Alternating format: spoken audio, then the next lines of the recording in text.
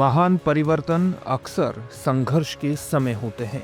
यह प्रसिद्ध कथन हमें आज की वैश्विक राजनीति के संदर्भ में पूरी तरह उपयुक्त लगता है।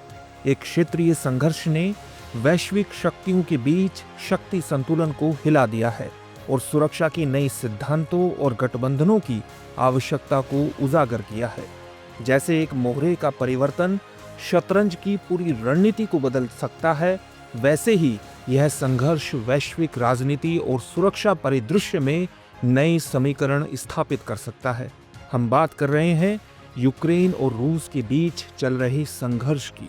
दरअसल हाल ही में रूस द्वारा यूक्रेन पर मिसाइल हमले के बाद नाटो ने स्पष्ट रूप से यूक्रेन का समर्थन करने का वादा किया है, जिससे वैश्विक सुरक्षा पर गंभीर प्रभाव पड़ा है। यह घटनाक्रम न केवल यूरोपीय देशों के लिए बल्कि वैश्विक ताकतों जैसे भारत, चीन और संयुक्त राज्य अमेरिका के लिए भी महत्वपूर्ण सवाल उठाता है। नाटो का यह कदम वैश्विक राजनीति में नया मोड़ ला सकता है और भविष्य में देशों के सुरक्षा दृष्टिकोण को प्रभावित कर सकता है। ऐसे में यह सवाल उठता है कि क्या नाटो का यह कदम संघर्ष को और बढ़ाएगा या वैश्विक शांति की दिशा में एक नई राह खोलेगा और आने वाले समय में वैश्विक राजनीति के भविष्य को आकार देने में इसका क्या प्रभाव रहेगा। आइए इन्हीं सवालों के जवाब इस एपिसोड में जानने का प्रयास करते हैं। सबसे पहले बात करते हैं नाटो के बारे में। नाटो यानी नॉर्थ एटलांटिक ट्रीटी ऑर्गेनाइजेशन, यह एक अंतर्राष्ट्रीय सैन्य गठबंधन है जिसे 4 अप्रैल 1949 को 12 देशों द्वारा स्थापित किया गया था। नाटो के संस्थापक सदस्य देश हैं Belgium, Canada, Denmark, France, Iceland, Italy, Luxembourg, Netherlands, Norway, पुर्तगाल, यूनाइटेड किंगडम और संयुक्त राज्य अमेरिका। इसका मुख्यालय ब्रसेल्स, बेल्जियम में है। इसका सिद्धांत यह है कि यदि किसी सदस्य पर हमला होता है तो उसे अन्य सभी सदस्य देशों पर हमला माना जाएगा और वे मिलकर इसका प्रतिकार करेंगे।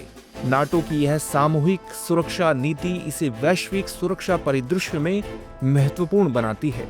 नाटो के सदस्य देशों की संख्या अब 32 तक पहुंच चुकी है और इन देशों को नाटो सहयोगी कहा जाता है, यानी नाटो अलाइज कहा जाता है। नाटो के सदस्य देशों के बीच राजनीतिक और सुरक्षा मुद्दों पर विचार विमर्श होता है और सहमति से सामूहिक निर्णय लिए जाते हैं। नाटो की स्थापना का प्रमुख उद्देश्य द्वितीय विश्व युद्ध के बाद यूरोप में शांति और स्थिरता बनाए रखना था, खासकर जब सोवियत संघ का दबाव बढ़ रहा था।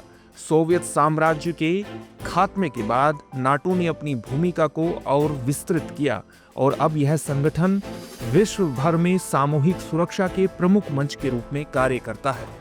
अब बात करते हैं हालिया यूक्रेन रूस संघर्ष की। यूक्रेन और रूस के बीच युद्ध 2014 से ही शुरू हो गया था, जब रूस ने क्रीमिया पर कब्जा किया और यूक्रेन के कुछ हिस्सों में विद्रोहियों का समर्थन किया।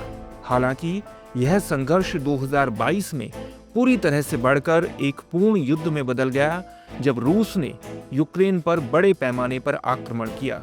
रूस का यह आक्रमण न केवल यूक्रेन के लिए बल्कि पूरे यूरोपीय महाद्वीप और वैश्विक राजनीति के लिए एक गंभीर चुनौती बन गया है। रूस के इस आक्रमण के खिलाफ नाटो ने खुले तौर पर यूक्रेन का समर्थन किया है। नाटो का यह कदम केवल सैन्य सहायता तक ही सीमित नहीं है, बल्कि इसके तहत राजनीतिक, आर्थिक और सामरिक समर्थन भी शामिल है। नाटो का यह कदम वैश्विक शक्ति संतुलन को प्रभावित कर रहा है, क्योंकि रूस के साथ साथ चीन जैसे देशों ने भी इस संघर्ष को अपनी रणनीति के तहत देखा है। वर्तमान में नाटो के सहयोग से यूक्रेन को मिलने वाली सैन्य सहायता जैसे अत्याधुनिक हथियार, ड्रोन और अन्य सैन्य उपकरण रूस के लिए चुनौतीपूर्ण बने हैं। नाटो का यह समर्थन न केवल यूक्रेन की संप्रभुता को बनाए रखने में मदद कर रहा है, बल्कि यह रूस को एक स्पष्ट संदेश भी दे रहा है कि पश्चिमी दुनिया यूक्रेन को अकेला नहीं छोड़ेगी। जानकारों की माने तो नाटो का यह कदम वैश्विक सुरक्षा पर कई प्रभाव डाल सकता है। पहला प्रभाव यह है कि यदि रूस के खिलाफ नाटो का समर्थन और बढ़ता है तो रूस अपनी सुरक्षा को खतरे में देख सकता है और यह अंतर्राष्ट्रीय युद्ध को और बढ़ा सकता है। दूसरा बड़ा प्रभाव यह है कि यदि यह संघर्ष लंबे समय तक जारी रहता है तो वैश्विक शांति की स्थिति संकट में पड़ सकती है। विशेषकर यूरोप और एशिया के बीच के सुरक्षा संतुलन में बदलाव आ सकता है, जिससे न केवल यूरोपीय देशों बल्कि भारत, चीन और संयुक्त राज्य अमेरिका जैसी महाशक्तियों के सुरक्षा दृष्टिकोण पर भी असर पड़ेगा। वहीं चीन, जो रूस का करीबी सहयोगी है, इस युद्ध के परिणामों को अपने वैश्विक प्रभाव के लिए एक अवसर के रूप में देख सकता है। साथ ही भारत, जो कि एक प्रमुख उभरती हुई शक्ति है, इस संघर्ष के विकास को बारीकी से देख रहा है। रूस और भारत के बीच पारंपरिक रूप से मजबूत रक्षा संबंध रहे हैं और दोनों देशों के बीच सैन्य सहयोग भी गहरा है। वहीं भारत ने हमेशा अंतर्राष्ट्रीय स्तर पर शांति और स्थिरता की आवश्यकता की बात की है। यूक्रेन संघर्ष में भारत का रुख संतुलित रहा है और उसने हमेशा युद्ध विराम और कूटनीतिक बातचीत के माध्यम से समाधान की वकालत की है। लेकिन बीते कुछ वर्षों में नाटो का विस्तार एक महत्वपूर्ण मुद्दा बन गया है। स्वीडन और फिनलैंड जैसे देश हाल ही में नाटो में शामिल हुए हैं, जो रूस के लिए एक नई चुनौती है। नाटो का विस्तार रूस के खिलाफ सामूहिक सुरक्षा के एक मजबूत गढ़ के रूप में कार्य कर सकता है, लेकिन इसका अर्थ यह भी हो सकता है कि रूस की सुरक्षा चिंताएं और बढ़ेंगी, जिससे संघर्ष और गहरा हो सकता है। यह संघर्ष केवल यूरोप तक ही सीमित नहीं है, बल्कि वैश्विक शक्ति संतुलन को प्रभावित कर रहा है। नाटो का समर्थन और उसका भविष्य में बढ़ने वाला प्रभाव वैश्विक राजनीति को नई दिशा में ले जा सकता है। हालांकि यह संघर्ष शांति की ओर बढ़ने की बजाय वैश्विक स्तर पर और अधिक तनाव उत्पन्न कर सकता है।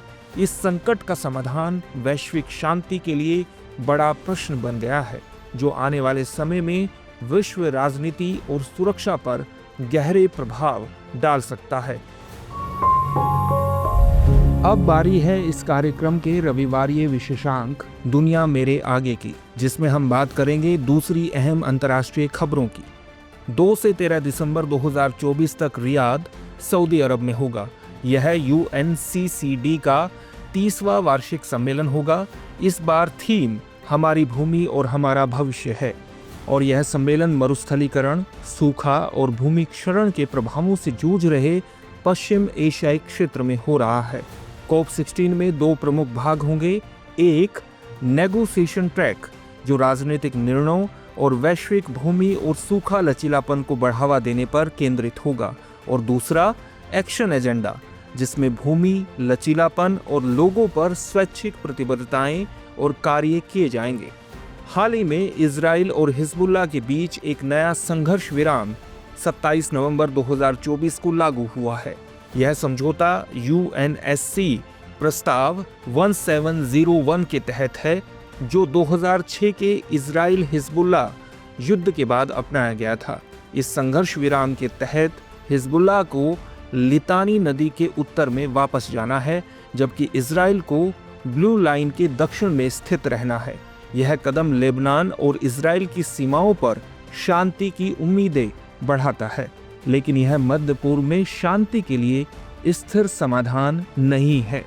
हालिया रिपोर्ट के अनुसार ईरान ने ब्रिटेन, फ्रांस और जर्मनी के साथ अपने परमाणु कार्यक्रम पर बातचीत की है। यह वार्ता हाल ही में संयुक्त राष्ट्र की परमाणु निगरानी संस्था द्वारा ईरान की आलोचना किए जाने और परमाणु तनावों के बढ़ने के बीच हो रही है।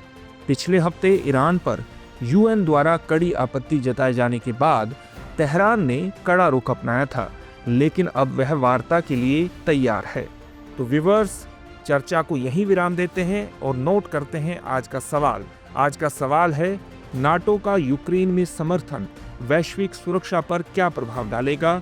भारत के लिए इसके रणनीतिक परिणामों का विश्लेषण करें।